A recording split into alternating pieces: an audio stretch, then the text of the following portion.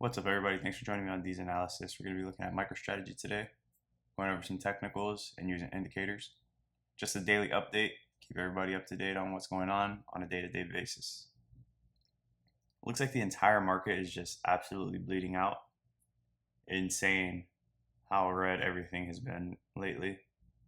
Microstrategy is currently up a little bit from 282 close to about 288. So if we were to measure that out, we're up about 2% roughly. So we'll see how the day turns out. We can always, the price action is always a little funny on MicroStrategy because you can gap up or gap down, and then the rest of the day you can go in the opposite direction or continue in that direction. It's very, very funny. As you can see, we got a lot of gaps, consistently gaps. You can see it. A lot of the times though, the gaps end up getting filled, like this one here. It happens time and time again where the gaps get filled.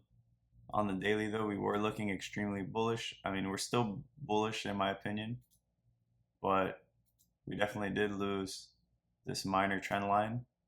We fell beneath it. It looks like we tried getting a retest, but that failed as well. But we'll see how everything plays out. Maybe we can draw a less steep trend line, and maybe we're just riding up this trend line up until we meet this very important trend line here, this downward sloping trend line. There's trend lines within trend lines, as you can see. I just don't want the chart to look too clunky with all the things backed up on each other.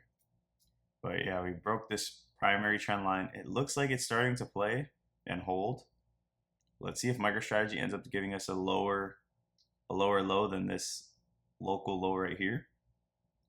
Let's see if we push down and get another retest, or if this is just a move to close back inside of this long-term downward sloping trend line, and then we chop until we either break out, retest, and keep going, or until we close underneath, retest, and keep going down further.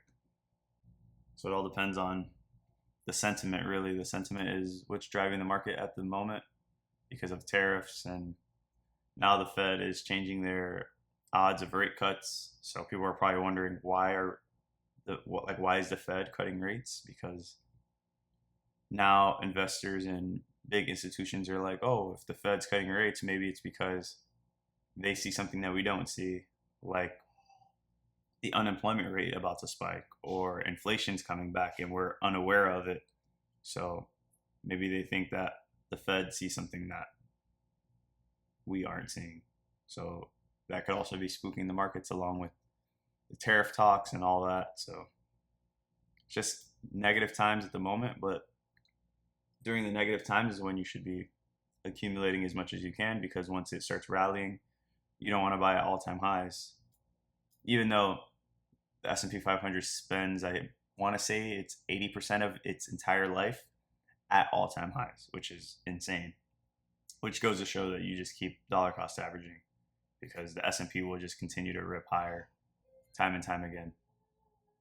On the SMAs, we fell underneath the 50 and the 20, and we're getting our retest off that 20-day. We definitely want to reclaim that, but it looks like we're headed towards this 200-day SMA, which if we do reach it, it'll be a strong bounce, I would assume. But by the time we reach it, it might be in the same area as this trend line that's sloping downward here, and this gray upward sloping trend line in bottom of the channel. So that's a lot of confluence right here in this area for price to bounce if we do get down there. It's not guaranteed, of course. On the weekly, we did get a bounce off the 20-week, and now we're pushing underneath this horizontal level of support and resistance. But we do want to hold that and get that push back above it. And this is going to be a key level that we want to break, because it's going to show that we broke a strong level of support and resistance, and we broke this downward sloping trend line, which should kind of set price a little free and relieve a little pressure. On the Bollinger Bands, we're kind of still in the same spot, but we did close underneath the blue band on the daily. So there's an increased chance that we try to make it to the green band, but it doesn't mean that we'll necessarily reach it, because we have a lot of things supporting price here in this area. On the weekly, kind of in the same situation. We got a retest off the blue, and now it looks like we're trying to make it to the green, but like I said, we have a lot of support underneath price here. in this region. So you have two Bollinger Bands, you have trend lines in both directions. So you have the 200-day SMA. So there's plenty of things holding price up. We'll see how it plays out, of course. But no matter what happens, even if it ends up closing underneath, I think it's still a bullish time and a great opportunity to buy, because I do think we'll be going up in 2025. On the daily, we just got a rejection off the moving average, and it looks like we're pushing down lower. So price is losing strength as we speak. Definitely not something we want to see, but we are still establishing this. Actually, we kind of just lost it. We lost this trend line. We just broke underneath it. So let's see if we get a retest and strength starts to decrease even more and push towards the oversold levels. And on the weekly, we're kind of in the same scenario that we've been in, where we have this downtrend. It looks like we broke out a little bit, but let's see if we get that retest of this. Maybe that's all that's really happening. The strength is trying to retest this trend line and move up higher and make its decision when it meets this moving average here, the yellow line. And then we can get an increase in strength and a sustainable move to the upside. On the daily, we were looking good, but it's starting to flip bearish. As you can see, the red candle starting to turn and form, but this can always flip in an instant. As you can see here, it started forming and then it flipped back and then it flipped again. So this does happen. So maybe we get a couple red candles and then we start getting some green candles again and push to the upside. On the weekly, we're still extremely bearish, but the red is slowly dwindling down and it's turning white. So we'll see how that plays out, of course. Overall, extremely bullish. I think we have an opportunity right now to accumulate while we can. On Bitcoin, we're still in this downward sloping trend line, being compressed by this horizontal level of support and this downward sloping trend line.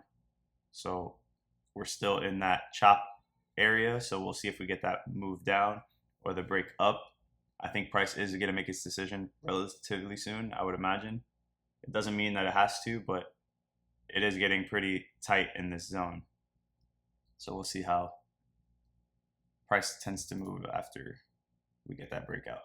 But we are underneath the 20-day and the 200 and the 50. But we got a strong move off of the 200 and the 20. On the SMAs, we are holding that 50-week, which is a great sign. Should hold price up, give it a lot of support so we can continue the uptrend. On the weekly Bollinger Bands, we are at the green band. So let's see if this is also another reason for price to continue up. And on the daily, we're kind of in the same spot where we're close to the green band, but we're still underneath the blue. So let's see if that allows price to continue up higher. And back to the global liquidity, it usually has like a 70-day lag roughly. And we had a bottom so far. It doesn't mean that this is the bottom, because this can continue down. But if this is the bottom, then we had that 69-day lag between global liquidity and Bitcoin's start for the move up. So maybe we're just here within this move here in global liquidity. Maybe that's where this move is. We're just somewhere in here trying to make our way up, and then we'll start the real move up. So let's see. Or if not, then it could still be 93 days, which it still makes sense. It's still within that window where nothing even has happened yet. So we'll find out with time. I think we just have to be patient and see where things play out.